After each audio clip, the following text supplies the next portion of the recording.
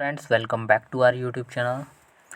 तो हिस्ट्री की question series में आज का हमारा टॉपिक है कांग्रेस के बनारस, कलकत्ता एवं सूरत अधिवेशन।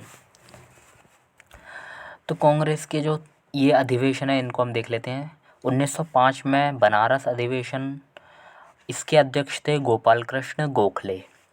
तो 1905 में जो कांग्रेस का अधिवेशन होता है वो बनारस में होता है और इसकी अध्यक्षता करने वाले थे गोपाल कृष्ण गोखले। 1906 में कांग्रेस का अधिवेशन कलकत्ता में होता है जिसकी अध्यक्षता दादा भाई नौरोजी ने की थी और इसमें लक्ष्य स्वराज घोषित किया गया। यानी कि 1906 के कलकत्ता अधिवेशन में दादा भाई नौरोजी ने जो कांग्रेस का लक्ष्य है वो स्वराज घोषित कर दिया। स्वराज को लक्ष्य घोषित किया गया। इसमें कराया क्या, ये कराया गया था, मतलब इन्होंने किया नहीं था, कराया गया था। उग्रवादियों का दबाव था इन पर कि स्वराज लक्ष्य को घोषित किया जाए, तो इनके दबाव में दादा भाई नौरोजी ने कलकत्ता अधिवेशन 1906 में स्वराज को लक्ष्य घोषित किया। 1907 में फिर सूरत अधिवेशन होता है। सूरत अधिवेशन की अध्यक्षता रास बिहारी बोस द्वारा की जाती है। रास बिहारी बोस एक उदारवादी थे। तो 1907 में सूरत अधिवेशन की अध्यक्षता रास बिहारी बोस द्वारा की जाती है जिसमें सूरत विभाजन हो जाता है। सूरत विभाजन मतलब फिरोज शाह मेहता जो थे उदारवादी थे और रास बिहारी बोस ये सब उदारवादी नेता थे। तो उदारवादी और उग्रवादियों के मध्य विवाद हो जाता है जिसमें कहते हैं कि फिरोज शाह मेहता के विवाद में ऐसा करके कुछ कहते हैं कि चप्पलें फेंकी गई थी, तो चप्पल भी पड़ गई थी इनके एक। तो इस कारण से ऐसा कहते हैं कि सूरत विभाजन हो जाता है उग्रवादियों और उदारवादियों में। ये कुछ पॉइंट्स और हैं, जैसे स्वराज शब्द का सर्वप्रथम प्रयोग किसने किया था। तो जब आपने दयानंद सरस्वती को पढ़ा था तो दयानंद सरस्वती में आपने देखा था सामाजिक एवं धार्मिक सुधार आंदोलन में दयानंद सरस्वती का नाम आया था आर्य समाज की स्थापना में। तो ये वही दयानंद सरस्वती हैं जिन्होंने आर्य समाज की स्थापना की थी 1875 में बॉम्बे में। तो इन्हीं ने सबसे पहले स्वराज शब्द का सर्वप्रथम प्रयोग किया था। दादा भाई नौरोजी 1892 ईस्वी में ब्रिटिश पार्लियामेंट के सदस्य निर्वाचित होने वाले प्रथम भारतीय थे। यानी कि दादा भाई नौरोजी को 1892 में ब्रिटिश पार्लियामेंट यानी कि ब्रिटिश संसद का सदस्य चुना गया था। तो ऐसे ये प्रथम भारतीय थे। राफ्त गोफ्तार पत्रिका जो है वो भी दादा भाई नौरोजी की है। अब आते हैं क्वेश्चंस पर। भारतीय राष्ट्रीय कांग्रेस के 1905 के बनारस अधिवेशन का अध्यक्ष कौन था। तो गोपाल कृष्ण गोखले। 1906 में कलकत्ता कांग्रेस अधिवेशन की अध्यक्षता किसने की थी। तो दादा भाई नौरोजी ने।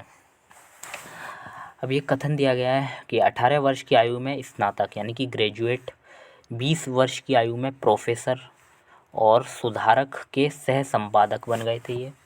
25 वर्ष की आयु में सार्वजनिक सभा और प्रांतीय सम्मेलन के मंत्री बने थे। 29 वर्ष की आयु में राष्ट्रीय कांग्रेस के मंत्री बने। 31 वर्ष की आयु में महत्वपूर्ण रॉयल कमीशन के समक्ष अग्रणी प्रवाह और 34 वर्ष की आयु में प्रांतीय विधायक, 36 वर्ष की आयु में इम्पीरियल विधायक, 39 वर्ष की आयु में भारतीय राष्ट्रीय कांग्रेस के अध्यक्ष, एक देशभक्त जिसे महात्मा गांधी ने स्वयं अपना गुरु माना। तो यहाँ से समझ में आ जाता है महात्मा गांधी ने स्वयं अपना गुरु किसे माना था। तो यहाँ से आंसर आता है गोपाल कृष्ण गोखले को। तो इनके बारे में ये कितनी बातें जानने को आपको मिली है। कांग्रेस ने स्वराज प्रस्ताव 1905 में पारित किया था। प्रस्ताव का उद्देश्य था स्वशासन सुनिश्चित करना।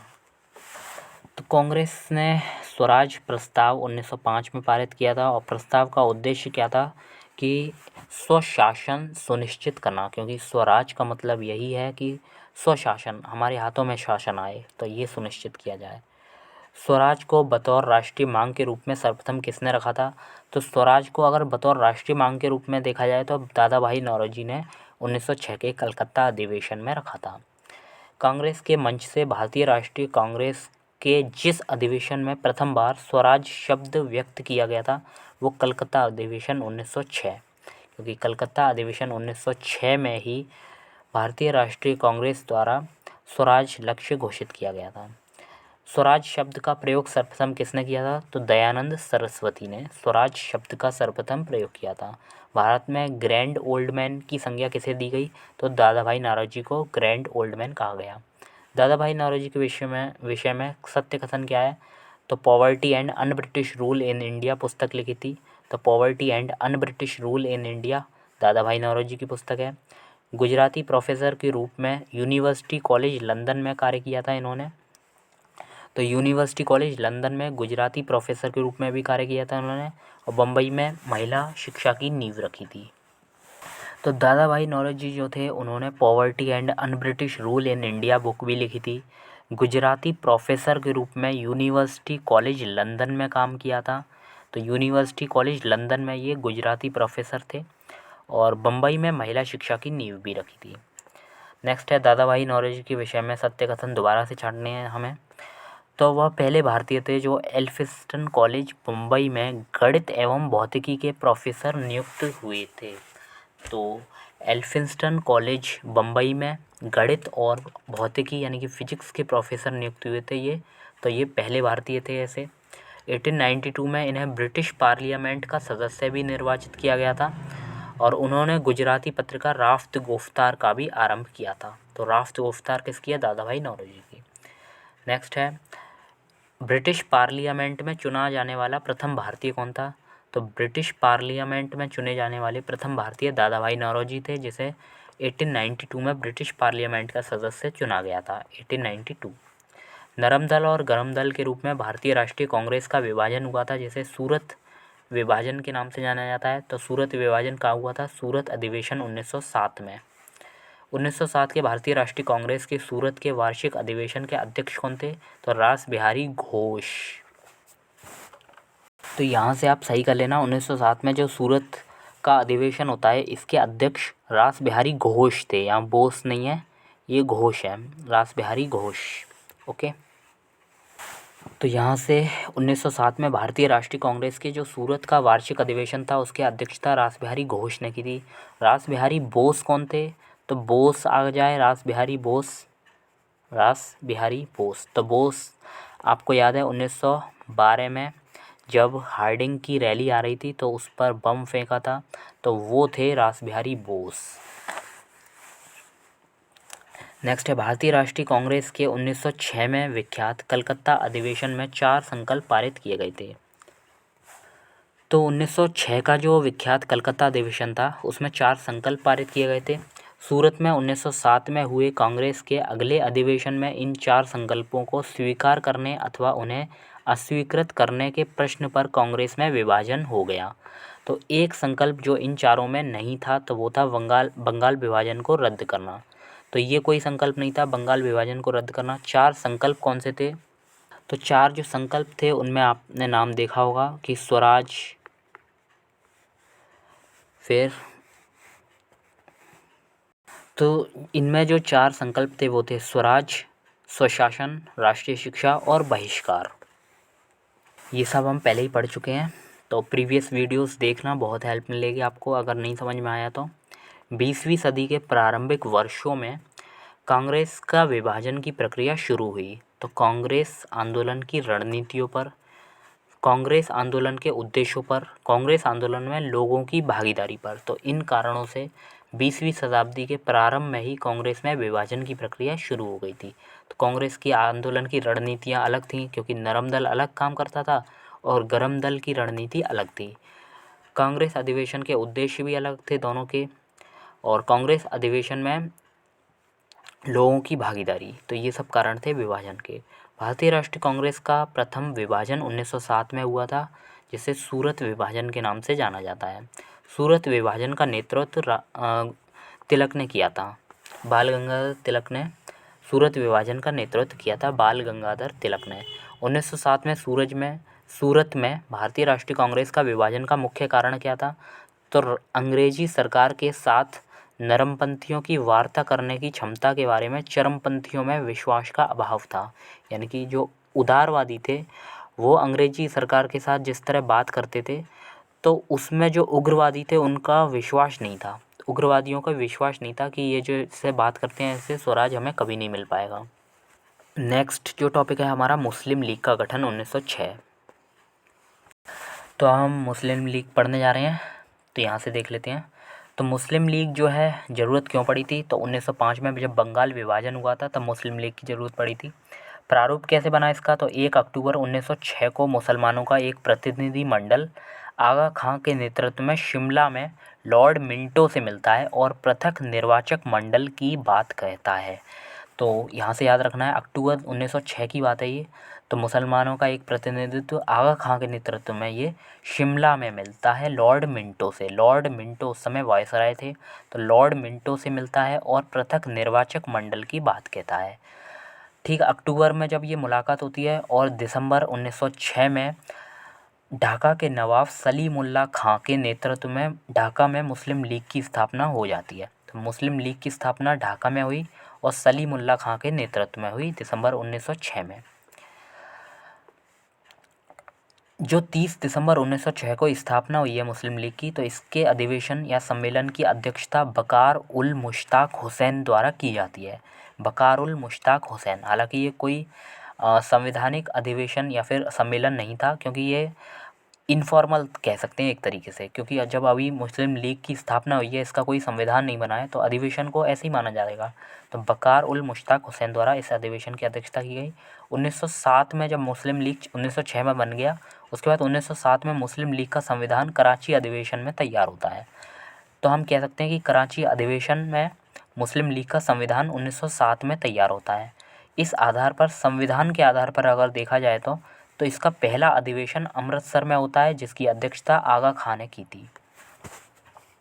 तो अगर क्वेश्चन आता है मुस्लिम लीग के प्रथम अध्यक्ष कौन थे, तो हमें आगा खां ही टिक करना है। मुस्लिम लीग का जो पहला अधिवेशन था वो अमृतसर में हुआ था, जिसकी अध्यक्षता आगा खां ने की थी। कराची अधिवेशन में मुस्लिम लीग का संविधान तैयार होता है 1907 में। मुस्लिम लीग का मुख्यालय पहले 1910 तक तो अलीगढ़ था, लेकिन बाद में 1910 के बाद लखनऊ शिफ्ट हो गया। उद्देश्य क्या थे मुस्लिम लीग के गठन के? तो ब्रिटिश सरकार के प्रति निष्ठावान बनाना। जो मुसलमान थे उन लोगों को ब्रिटिश सरकार के प्रति निष्ठावान बनाना था। मुसलमानों को राजनीतिक अधिकारों का संरक्षण देना, मतलब जो मुसलमान हैं उनको भी राजनीतिक अधिकार दिए जाएं, उनको राजनीतिक अधिकारों का संरक्षण किया जाए। कांग्रेस को प्रतिसंतुलित करने के लिए भी मुस्लिम लीग की स्थापना की गई थी। अब ऑल इंडिया मुस्लिम लीग की एक शाखा लंदन में भी थी, जिसके अध्यक्ष कौन थे? अमीर अली। अब यहाँ से कुछ पॉइंट्स हैं ये और जानने हैं। मुस्लिम लीग की स्थापना किसने की? 1906 में ढाका में सलीमुल्लाह खान ने मुस्लिम लीग की स्थापना की थी। मुस्लिम लीग के प्रथम अध्यक्ष कौन थे? तो आगा खां थे। प्रथम अधिवेशन कहाँ होता है? तो प्रथम अधिवेशन जो है वो अमृतसर में होता है। 1907 में मुस्लिम लीग का वार्षिक अधिवेशन कहाँ हुआ था? कराची में हुआ था। अच्छा, ये इनफॉर्मल अधिवेशन है क्योंकि संविधान तैयार नहीं हुआ था। कराची अधिवेशन में संविधान तैयार हुआ था। तो 1907 में मुस्लिम लीग का वार्षिक अधिवेशन अगर पूछा जाए तो वो कराची है। लेकिन संविधान के आधार पर अगर देखा जाए तो मुस्लिम लीग का वार्षिक अधिवेशन पहला जो होता है वो अमृतसर में होता है, जिसकी अध्यक्षता आगा खां द्वारा की जाती है। तो कराची अधिवेशन 1907 में मुस्लिम लीग का वार्षिक अधिवेशन हुआ था। 1908 में अगर मुस्लिम लीग के लंदन शाखा की स्थापना किसने की थी? तो अमीर अली ने की थी। अमीर अली ने 1908 में मुस्लिम लीग की लंदन शाखा की स्थापना की थी। एहरार आंदोलन शुरू किसने किया था? तो हकीम अजमल खां ने। हकीम अजमल खां, यहाँ से अजमल खां आपको याद रखना है। तो अजमल खान ने एहरार आंदोलन चलाया था। मौलाना बरकतुल्लाह और अब्दुल्ला सिंधी ने काबुल में भारत की अंतःकालीन सरकार का गठन किया था। अब हम क्वेश्चंस पर आ जाते हैं। तो ऑल इंडिया मुस्लिम लीग की स्थापना किसने की थी? तो ऑल इंडिया मुस्लिम लीग की स्थापना नवाब सलीमुल्लाह खां ने की थी, ढाका में की थी। 1906 में मुस्लिम लीग की स्थापना ढाका में सलीमुल्लाह खां ने की थी। मुस्लिम लीग का प्रथम अध्यक्ष कौन था? तो आगा खां था।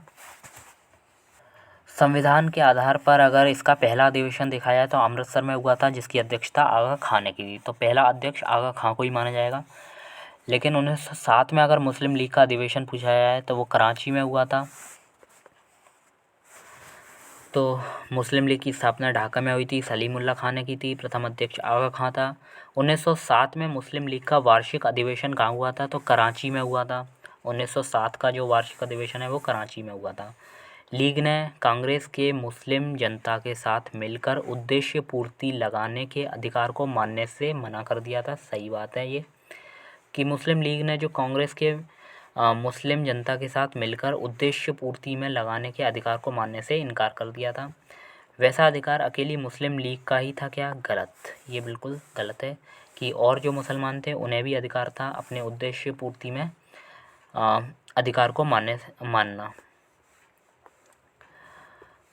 भारतीय स्वाधीनता संघर्ष के संदर्भ में सत्य कथन क्या है कि अजमल खान ने एहरार आंदोलन शुरू किया था। तो ये बात सही थे। अजमल खां जो थे, हकीम अजमल खां एहरार आंदोलन शुरू करने वाले नेताओं में से एक थे। भारतीय राष्ट्रीय कांग्रेस के संगठन के समय सर सैयद अहमद खान ने इसका विरोध किया था। तो ये भी बात सही है। कांग्रेस के गठन के समय सर सैयद अहमद खान ने इसका विरोध भी किया था। बरकतुल्लाह और अब्दुल्ला सिंधी ने काबुल में भारत की अंतकालीन सरकार का गठन करने वालों में से एक थे ये लोग, बरकतुल्लाह और अब्दुल्ला सिंधी। 1906 में लॉर्ड मिंटो से शिमला में मिले मुसलमानों के शिष्टमंडल ने प्रार्थना की थी। तो 1906 में आगा खां के नेतृत्व में लॉर्ड मिंटो से शिमला में मुस्लिमों का एक प्रतिनिधिमंडल मिलता है और जिसने क्या प्रार्थना की थी कि मुसलमानों के लिए पृथक निर्वाचक वर्ग की स्थापना की जाए। 1908 में अखिल भारतीय मुस्लिम लीग की एक लंदन की शाखा की स्थापना किसने की थी? तो अमीर अली ने की थी। अमीर अली की अध्यक्षता में की गई थी। तो यहाँ से मुस्लिम लीग कंप्लीट होता है। कल का चैप्टर हमारा मॉर्ले मिंटो सुधार। यहाँ से अब आपका मॉडर्न हिस्ट्री शुरू हो रहा है, यानी कि यहाँ से काफ़ी टॉपिक से क्वेश्चन पूछा जाता है, इसलिए इस सीरीज़ को आप पूरा देखना, आपको बहुत बहुत बहुत ज़्यादा हेल्प मिलेगी। अब मिलेंगे नेक्स्ट वीडियो में, तब तक के लिए बाय, टेक केयर।